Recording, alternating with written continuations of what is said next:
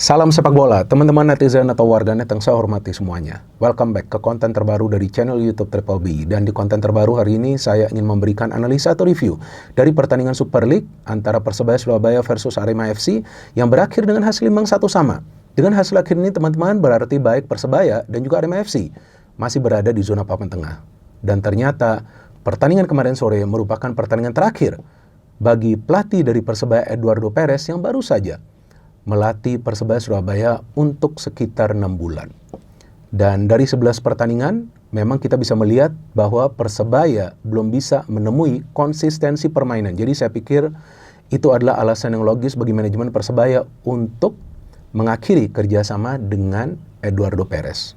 Dan seperti juga yang berkali-kali saya katakan bahwa saya tidak melihat ada sesuatu yang istimewa dari permainan Persebaya karena para pemain mereka terlalu lama menahan bola di area pertahanan mereka sendiri atau juga di lini tengah.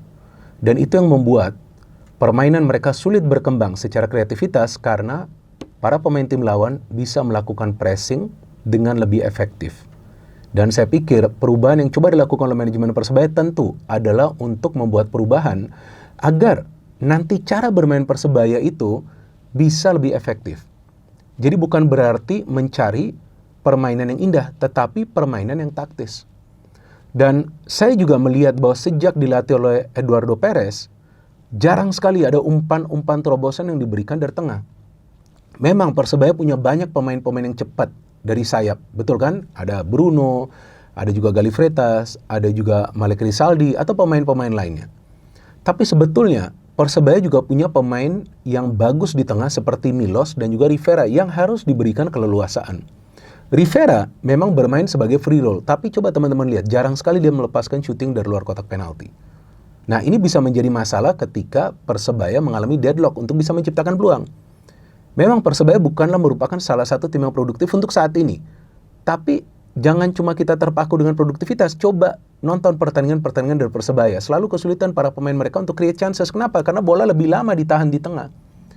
Seharusnya Persebaya bermain dengan tempo lebih tinggi dengan mengandalkan umpan-umpan yang diberikan juga dari lini tengah seperti umpan terobosan. Itu memang dilakukan beberapa kali oleh Milos di pertandingan kemarin sore. Tapi ketika dia maju kadang-kadang ada ruang yang terbuka juga di belakang pada saat Tony Firmansyah juga ikut terlibat dalam proses serangan. Karena memang Persebaya kan mengincar 3 poin lah melawan Arema FC. Sebaliknya dari Arema FC saya melihat permainan mereka jauh lebih taktis. Jadi pelatih mereka Marcos Santos jelas terlihat meminta para pemain mereka tahan dulu di tengah dan kuatkan barisan di pertahanan. Maka itu Persebaya sulit sekali menciptakan peluang secara open play.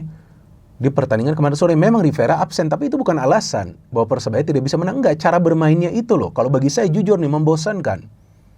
Ya, banyak sekali passing-passing yang diberikan di sepertiga lapangan penyerangan atau di final third itu tidak akurat. Kenapa? Sebetulnya bukan artinya para pemain Persebaya tidak bisa mengirimkan umpan, tapi sudah kebaca oleh para pemain Arema FC karena serangan selalu dibangun dari sektor sayap. Tapi beberapa kali ketika Milos itu maju, nah dia mendapatkan ruang tuh dia kelihatan sekali bahaya banget pemainnya. Itu baik, tapi ya kita lihat apakah bola bisa diberikan kepada Perovic? Enggak juga. Padahal striker itu ya memang sih di era sepak bola modern harus juga memberikan pressing, memantulkan bola. Tapi jika Perovic ini diberikan bola, saya yakin dia punya kemampuan untuk melakukan konversi, tapi dia gak dapat bola itu. Nah, ini menjadi masalah ketika taktik dari pelatih itu tidak bisa dijalankan oleh para pemain di atas lapangan. Mungkin karena memang para pemain punya karakter bermain yang berbeda. Nah, memang sih baru 6 bulan Edu Perez melatih, tapi dengan melihat progresnya yang memang stagnan ya, karena juga Persebaya sebelumnya bahkan pernah kalah kan di kandang mereka sendiri. Dan cara bermainnya ini yang tidak berkembang ya, saya pikir ini adalah langkah yang bijak dari manajemen Persebaya. Daripada nanti berlarut-larut, nanti lebih parah lagi, mendingan sekarang coba cari penggantinya.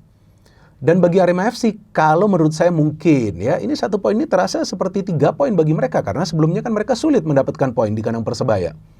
Dan hampir saja mereka menang itu kan, dan permainan mereka lihat saja taktis.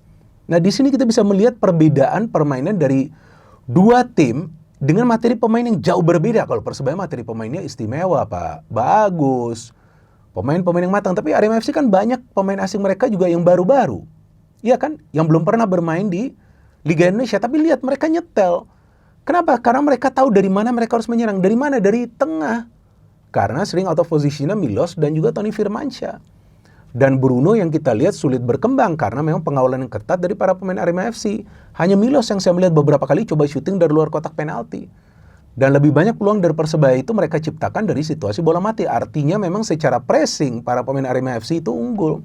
Walaupun Persebaya juga unggul dari segi attacking dari fullback nih, Arif Catur Pamungkas. Tapi beberapa kali juga dia kesulitan untuk bisa memberikan umpan ke dalam kotak penalti.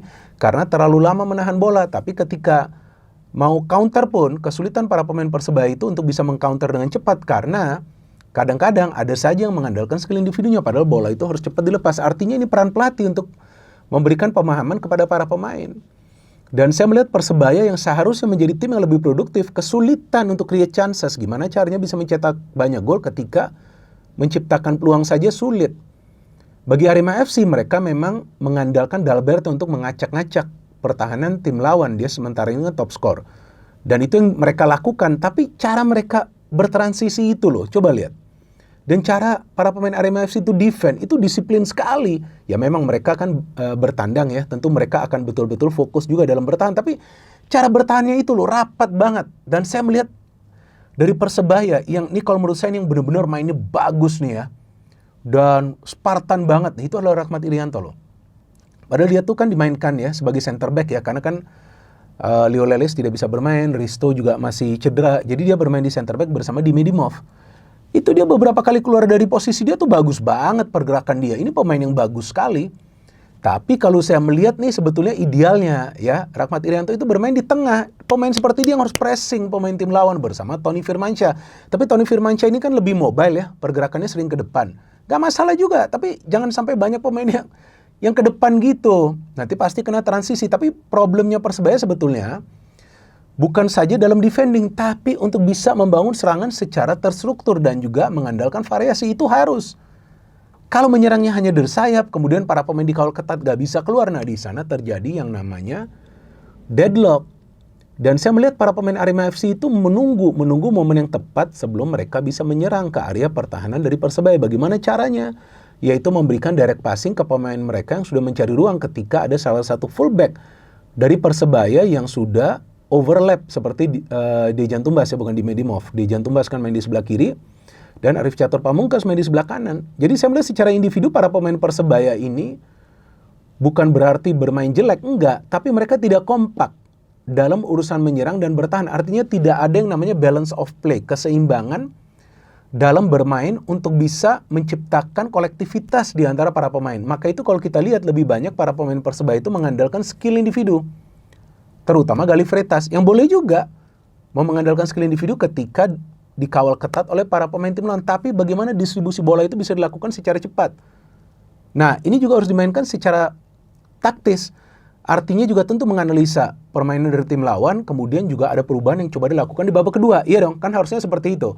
Tapi di babak kedua, yang saya lihat Arema FC yang main dengan tempo tinggi kan. Coba jika teman-teman nonton pertandingan kemarin sore, mereka beda lagi di babak kedua. Kenapa? Karena Marco Santos baca. Para pemain Persebaya banyak yang sering out of position ketika mereka menyerang. Karena Persebaya kan maunya 3 poin ya, wajar.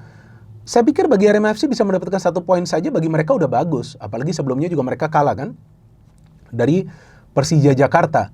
Dan mereka juga kehilangan William Guevara. Betul kan? Jadi mereka juga tidak komplit gitu. Tapi cara mereka distribusikan bola itu yang merata. Saya melihat tidak selalu ke Dalberto, tapi ada juga pemain dari sayap, ada juga fullback yang tiba-tiba naik. Dan saya melihat pada saat para pemain Arema FC itu berduel dengan para pemain Persebaya, memang mereka coba untuk mengganggu pergerakan para pemain Persebaya yang punya skill individu yang lebih baik. Jadi memang banyak sekali foul kan yang terjadi. Dan juga banyak sekali kartu kuning. Bahkan kita lihat ada kartu merah juga kan. Nah, padahal Arema FC itu sudah bermain dengan jumlah pemain yang lebih sedikit loh. Sudah bermain dengan 10 pemain. Tapi saya tidak melihat ada perubahan permainan dari para pemain Persebaya. Nah ini juga yang menjadi masalah kan bagi Persebaya Surabaya. Nah kita lihat dulu starting line up ya dari kedua tim ya. Biar lebih biar lebih jelas saya jelasin. Oke, nah Persebaya kali ini bermain dengan 4-2-3-1. Iya kan? Nah Matius itu yang mendapatkan kartu merah kan setelah dia mendapatkan 2 kartu kuning. Dan memang dia melanggar lah, itu jelas.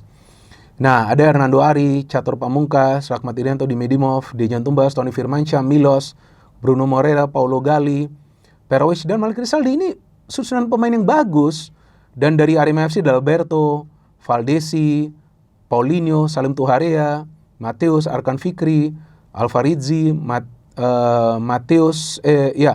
Betinho, Rifat Marasabesi, dan Lucas Frigeri. Banyak sekali save juga dari Lucas Frigeri yang dia lakukan dari set piece Persebaya Surabaya. Nah, dejalnya pertandingan seperti yang tadi saya katakan, Arema FC fokus untuk defend, Persebaya keluar tapi sulit menciptakan peluang karena rapatnya lini pertahanan Arema FC yang dikoordinasi oleh Luis Gustavo. Luar biasa pemain ini, dan saya pikir layak lah ya dia mendapatkan penghargaan Man of the Match. Tapi sebetulnya Persebaya itu lebih unggul dalam sistem of play mereka dengan mengandalkan ball possession. Kan itu sebetulnya strategi utama dari Edu Perez. Boleh ball possession, siapa yang mengatakan tidak boleh, tapi ball possession dengan progressive passing. Kalau progressive passingnya itu gak akurat, harus ada alternatif. Nah, mungkin juga direct passing, kan gitu. Tapi direct passingnya juga jarang dilakukan, dan sepertinya pemahaman taktik di antara para pemain ini gak jalan di atas lapangan. Ini beda dengan para pemain Arema FC. Saya harus fair ketika saya memberikan analisa saya kan. Jadi memang permainan dari Persebaya ini, maaf ya, ini sorry to say, boring, membosankan gitu. Bola itu hanya muter-muter aja. Cepat berikan nih. Kalau Persebaya main dengan tempo tinggi, kick and rush, itu cocok. Tapi enggak, selalu delay possession. Kenapa? Padahal para pemain punya kemampuan itu. Maka itu saya pikir gak salah juga manajemen akhirnya memecat Edu Perez. Dan babak kedua seperti yang tadi saya katakan, Arema FC keluar menyerang dan mereka bisa mencetak gol bunuh diri dari Dimedimov. Tentu gak bisa menyalahkan Dimedimov. Ada crossing masuk dari Valdesi, dia coba untuk menghalau, ternyata gol bunuh diri. Dan kemudian saya melihat tuh, ada pada saat Mateus itu keluar, ada Balinsa masuk, ada Odivan ini juga mainnya bagus. Kemudian ada Rizky Dwi masuk ya, Malik Rizaldi ditarik keluar, kurang baik juga Maliknya mainnya ya. Dan Rizky Dwi ini memang biasa dimainkan sebagai pemain pengganti. Dan kemudian Bruno bisa mencetak gol menyamakan kedudukan karena ada kesalahan passing di antara para pemain Arema FC, tapi memang dia melakukan finishing yang baik. Setelah itu Persebaya juga mendapatkan 2 kali peluang, tapi gagal mencetak gol. Namun juga beberapa kali dari counter attack Arema FC juga bisa menciptakan peluang, padahal mereka bermain dengan 10 pemain. Jadi saya pikir memang perlu ada perubahan di kubu Persebaya Surabaya dengan mengganti Edu Perez dengan pelatih baru yang juga tentu saya belum tahu siapa itu ya. Saya akan mencari tahu informasinya. Tapi saya harapkan pelatih baru yang masuk ke Persebaya bisa membuat Persebaya bermain dengan tempo yang tinggi, dengan ya istilahnya tuh kick and rush. Jadi cepat bagi bola, cepat bergerak ke ruang terbuka untuk mendapatkan bola. Karena materi pemain dari Persebaya memang ideal untuk bermain dengan cara seperti itu. Sedangkan bagi Arema FC, hasil imbang ini tentu memberikan mereka harapan agar mereka bisa bersaing di papan atas. Tapi seperti yang kita ketahui, kita masih berada di awal musim. Kita tunggu nanti siapa pelatih baru dari Persebaya dan bisa membawa konsistensi permainan bagi Persebaya yang punya materi pemain yang istimewa. Dan juga dari Arema FC seperti apa nanti sepak terjang mereka jelang putaran kedua. No hit, no politics, only football. Salam sepak bola.